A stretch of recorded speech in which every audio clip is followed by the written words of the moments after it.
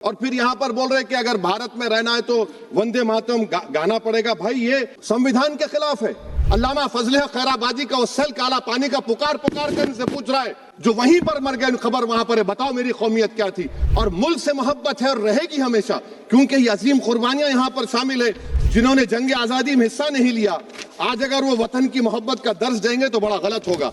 जबर का खात्मा करो, अमन का गहवारा बनाओ, पाकिस्तान की दहशतगर्दी को खत्म करो, एक्सप्लॉयटेशन को रोको, शरारत को रोको कि एक ही फूल खिलेगा।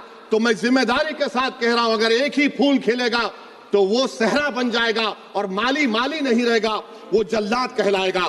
मैडम, पहले तो मैं वजीर आजम की इस बात की मजम्मत करता हूं और उनको बताना चाहूंगा कि जिना के बारे में उन्होंने जो कहा था, हम तो जिना के सख्त मुखालिफ है, इसलिए भारत को अपना वतन माने। मगर 42 में आपके प्यारे वीर और जिना की पार्टी ने नॉर्थ वेस्ट फ्रंटियर, सिंध और बंगाल में मिलकर हुकूमत चलाई और उस हुकूमत ने 1.5 लाख हिंदू और मुसलमानों को अंग्रेजों की फौज में शामिल कराया ताकि वो लड़े। तो किसी शायर ने अच्छा कहा था वजीर आजम के बारे में कि फरेब देकर जमाने को पारसा ना बनिए, इन्हें कहो कि वो बंदा बने खुदा ना बने, अमीर शहर यही चाहता या हजरत कि हमारी चीख गले में रहे सदा ना बने। दूसरी बात मैडम, हमारे वजीर दिफा जनाब राजनाथ सिंह साहब ने बड़ा ही अजीब व गरीब और तकलीफ दे बात कही उम्मुल मोमिनीन के बारे में और उम्मुल किताब के बारे में। उम्मुल मोमिनीन उनको कहते हैं जो हमारे प्रॉफिट मोहम्मद सल्लल्लाहु अलैहि वसल्लम की वाइफ हैं। वो हम तमाम मुसलमानों की माँ, हम उनको तस्वुर करते हैं, मगर हम उनकी इबादत नहीं करते। हम अपनी माँ की इबादत नहीं करते।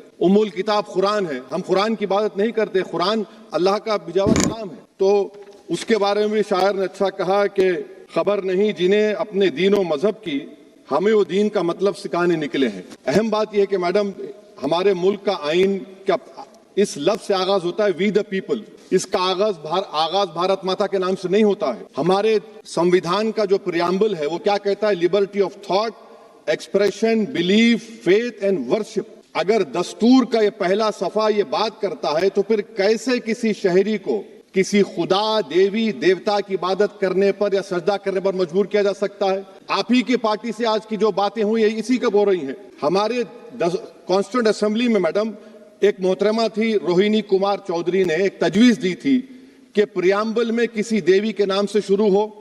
उन्होंने खास तौर से वंदे मातरम का जिक्र किया, मगर उसको कबूल नहीं किया गया। फिर केवी कामत साहब ने एक तजवीज दी कि इट्स सिटीजन्स को बदलकर हर सिटीजन्स किया जाए और खुदा के नाम से शुरू किया जाए, वो तरमीम को मुस्तरद कर दिया गया। हमारे संविधान का उसूल यह है कि भारत क्या है, उसकी अवाम है, अवामी कानून की मुसन्निफ है, अवाम की मर्जी से सबसे बालातर है, अवामी हाकिम है। मुल्क किसी खुदा, देवी, देवता, मजहबी इलामत के नाम से नहीं चलता, ना मुल्क किसी एक मजहब की मिल्कियत है। इसीलिए बाबा साहब अम्बेडकर ने क्या कहा था? उन्होंने मदर इंडिया के नजरिए को मुस्तरद किया। बाबा साहब ने एक नई इस्तिलाह वजह कर दी और कहा कि भैक्षित भारत, ये बाबा साहब अम्बेडकर ने कहा। अब मैडम, अगर मजहबी आजादी इस आइन का बुनियादी उसूल है तो सवाल ये पैदा होता है कि उस वक्त हमारे जो कॉन्स्टिट्यूंट असेंबली के प्रेसिडेंट थे जनाब राजेंद्र प्रसाद साहब ने किस बुनियाद पर वंदे मातरम को कौमी तराना करार दिया? ना तो कोई सेक्युलर रेजोल्यूशन है इसके बारे में। मैडम, मैं आपको बताना चाहूंगा कि जुडिशरी क्या कहती है। बीजू इमैनुअल केस है 1986 का, जिसमें जिहोवा विटनेस ने कहा कि मैं नेशनल एंथम के वक्त खड़े रहूंगी, पढ़ूंगी नहीं। सुप्रीम कोर्ट ने कहा कि उसने कोई गुनाह नहीं किया। वहीं एक 2017 का केस है अश्विनी उपाध्याय का केस सुप्रीम कोर्ट का, उन्होंने कहा गाइडलाइंस दिए जाएं वंदे मातरम पर, सुप्रीम कोर्ट ने नहीं कह दिया। फिर आप आ जाइए madam, prevention of insult act national 1971, इसमें नेशनल सॉन्ग नहीं है, सिर्फ नेशनल एम्बलम और आपका नेशनल एंथम है।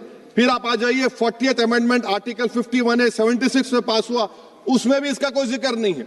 मैडम, मैं आपके सामने बताना चाहूंगा कि हमारा भारत एक इसका मजमुआ क्या है। इसमें हिंदू है, मुसलमान है, सिख है, ईसाई है, जैन है, एथिस्ट है, मेहनतकश है, किसान, गरीब, मजलूम और दलित है। मगर अगर जो तकारीर आज हमने यहाँ पर सुनी और बाहर जो सुनते हैं, अगर भारत को देवी कहने और उसके आगे सजदा करने, तो दरअसल कौम परस्ती को, वतन से मोहब्बत को मजहब में तब्दील कर रहे। और फिर यहाँ पर बोल रहे कि अगर भारत में रहना है तो वंदे मातरम गाना पड़ेगा। भाई ये संविधान के खिलाफ है, सुप्रीम कोर्ट के जजमेंट के खिलाफ है। अगर वंदे मातरम मैडम कौमियत का मियार है तो फिर सवाल ये है कि हजरत मोहानी की कौमियत क्या थी जिसने इनकलाब जिंदाबाद का नारा दिया? यूसुफ मेहरली ने quit India Simon go back का नारा दिया, तो उसकी कौमियत क्या थी? अगर हैदराबाद से मौलवी अलाउद्दीन जो मक्का मस्जिद का पहला मुजरिम है काला पानी में, और तुरेबाज खान जो मारकर लाश को लटका दिया गया था हैदराबाद में 8 दिन तक, उसकी कौमियत क्या थी? अगर इनायतुल्लाह काफी जो जिहाद का फतवा अंग्रेजों के खिलाफ दिया मुरादाबाद में, जब उनको 2 दिन में फांसी की सजा दी गई, और जब फांसी की सजा के ओर जा रहे हैं तो इनायतुल्लाह मौलाना काफी की जबान पर क्या था? वो रसूलुल्लाह हमारे प्रॉफिट की नात पढ़ रहे थे। क्या पढ़ रहे थे? कोई गुल बाकी रहेगा ना चमन रह जाएगा, पर रसूलुल्लाह का दीन हसन रह जाएगा। तो उनकी कौमियत क्या थी? माल्टा की जेल में महमूदुल हसन, हुसैन अहमद मदनी 6 महीने माल्टा की जेल की ग्राउंड में पड़े रहे, उनकी कौमियत क्या थी? अल्लामा फजल खैराबादी का वो सेल काला पानी का पुकार पुकार कर इनसे पूछ रहा है जो वहीं पर मर गए, खबर वहां पर है, बताओ मेरी कौमियत क्या थी? मैडम, मैं एक मुसलमान हूं, मैं इस्लाम को मानने वाला बावकार इंसान हूं, और मेरे मजहब की बुनियादी तालीम तौहीद है, ला इलाहा इल्लल्लाह, नहीं है कोई खुदा सिवा अल्लाह के।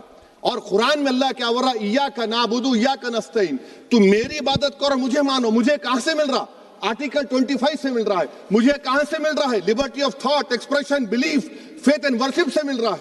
तो इसको जोड़ना यह बहुत ही खतरनाक होगा। और हमारे प्रॉफेट मोहम्मद सल्लल्लाहु अलैहि वसल्लम जब मदीने को गए तो उन्होंने उस वतन के लिए दुआ की, कहा कि अल्लाह मदीने की मोहब्बत हमारे दिलों में और इजाफा कर दे, मक्के से ज्यादा कर दे।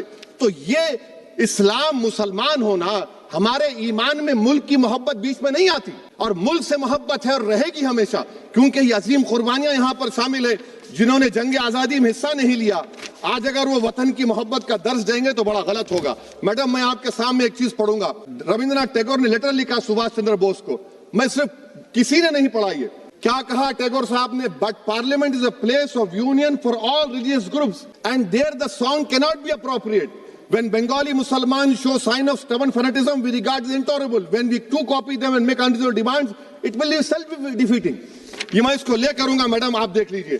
फिर दूसरी तरफ मैडम, जितने तकारीर यहाँ पर हुए सब जनगण मन पर तनकीद किए, तो मैडम मुझे ये कहना पड़ेगा कि जनगण मन पर आप लोग इतनी तकलीफ क्यों उठा रहे हैं? आखिर इतनी तकलीफ क्यों है? तो मैं जब जाकर देखा तो मुझे 28 दिसंबर का ऑर्गेनाइजर मैगजीन का आर्टिकल मिला, जिसमें ऑर्गेनाइजर लिखता है कि what is the moral sanction behind government choice of Janagana Mana, except that it can be made an item of entertainment at the sumptuous parties thrown by government officials. आप बताइए, इसका बोलेंगे आप? और फिर उसके काइंड कैसा करते हैं? It will mean we can not love our motherhood. Madam please, it will mean that Vande Mataram is buried alive with the word Janagana Mana on the tombstone, for the tomb will also be of Jan-Gan Mana of the will of the people। इस पर आप क्या बोलेंगे? Madam, मैं आपको ये बताना चाह रहा हूं कि वतन की मोहब्बत हमारे लिए बहुत अहम है, मगर ये बताइए हमको, अभी मैडम यहां पर आनंद मठ के बारे में बहुत कुछ कहा गया, मैं सिर्फ 2 मिसालें आपको देता हूं।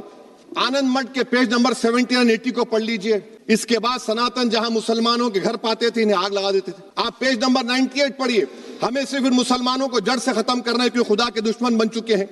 फिर आप पेज नंबर 115-16 दीजिए। फिर मुख्तलिफ इलाकों में मुसलमानों को सदा देने के लिए भेजे जाते, जहां मुसलमान आबादी नजर आती जला दिया जाता।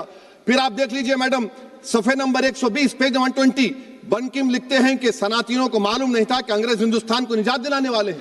ये आप क्यों कर रहे हैं? अब आप मैडम, मैं आपको पेपर्स दे कर दूंगा। मैडम, भारत में हमारी आजादी इसलिए आई और बरकरार रही कि हमने मुल्क और मजहब को एक चीज नहीं बनाया।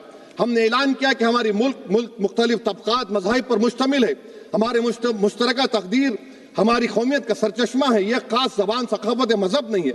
अगर वंदे मातरम का मतन कौम और मजहब को एक बना देता है, अगर हम इसे टेस्ट बनाते हैं वफादारी का, तो फिर मान लीजिए कि यह गांधी, अंबेडकर, टैगोर, बोस और लाखों आजादी के सिपाहियों की सोच को छोड़कर गोडसे की सोच की हिंदू कौमी परस्ताना, मैडम खत्म कर रहा हूं, कौमी हिंदू कौम परस्ताना को अख्तियार करेंगे। मुझे वतन से बेइंतहा मोहब्बत है मैडम, और इंशाल्लाह हमेशा रहेगी, मगर बावजूद इसके कि मेरी मस्जिद, मेरी इबादत गाह, मेरे कपड़े, मेरे कारोबार पर हमले होते, मगर मैं फिर भी कहता हूं कि वतन मेरा, हर वतन को हम छोड़कर नहीं जाएंगे। मगर हुब्बुल वतनी का क्या मुतालबा है? हुब्बुल वतनी ये कहता है कि वतन से मोहब्बत है तो जुल्म को खत्म करो, गरीबी को खत्म करो, बेरोजगारी को खत्म करो, जबर का खात्मा करो, अमन का गहवारा बनाओ, पाकिस्तान की दहशतगर्दी को खत्म करो, एक्सप्लॉयटेशन को रोको, शरारत को रोको, मुल्क के खिलाफ की जाने वाली साजिश खत्म करो। मैडम, भारत एक चमन है जहां पर हर फूल को खिलना चाहिए और अगर कोई इस फूल का अगर पूरे फूल खिलेंगे तो उसकी खुशबू से ये वतन मुअत्तर होगा, मगर अगर इस चमन का माली ये कहेगा कि एक ही फूल खिलेगा, तो मैं जिम्मेदारी के साथ कह रहा हूं, अगर एक ही फूल खिलेगा तो वो सहरा बन जाएगा और माली माली नहीं रहेगा, वो जल्लाद कहलाएगा। तो इसीलिए मैडम हम उम्मीद करते हैं कि हुकूमत इस पर जोर जबर ना करे। मेरा राइट है, यकीनन मैं जानता हूं कि आजादी के लड़ाई में वंदे मातरम का नारा था, मगर अगर आप इसको जबर करेंगे तो ये संविधान के खिलाफ है। वफादारी का सर्टिफिकेट हमसे मत लीजिए मैडम, खत्म कर रहा हूं, वफादारी का सर्टिफिकेट हमसे मत लीजिए। आपके बुजुर्गों के कोई एक किताब में लिख के क्या लिखा है बता दीजिए, कहां पर क्या लिखा हुआ है। मैं अपनी बात को खत्म कर देता हूं मैडम, क्योंकि आप बहुत जल्दी में हैं। कि भारत जिंदाबाद, हिंदू मुसलमान जिंदाबाद, दलित जिंदाबाद, ईसाई जिंदाबाद, आदिवासी जिंदाबाद, जो किसी खुदा को नहीं मानते वो भी जिंदाबाद। तो हम उम्मीद करते कि इस रूह को आप समझेंगे, अगर आप सिर्फ अपनी आइडियोलॉजी को लेकर चलेंगे। और आखिर में मैडम, जनाब बंकिम चंद्रा साहब के बारे में मैं आपके सामने डॉक्यूमेंट लेकर रहा हूं कि उन्होंने बीए का एग्जाम पास नहीं किया था, 7 मार्क्स से फेल हो गए थे, ये भी रख रहा हूं। तो आप जिसको लिटरेरी जायंट बता रहे ये नहीं है। बहुत बहुत शुक्रिया।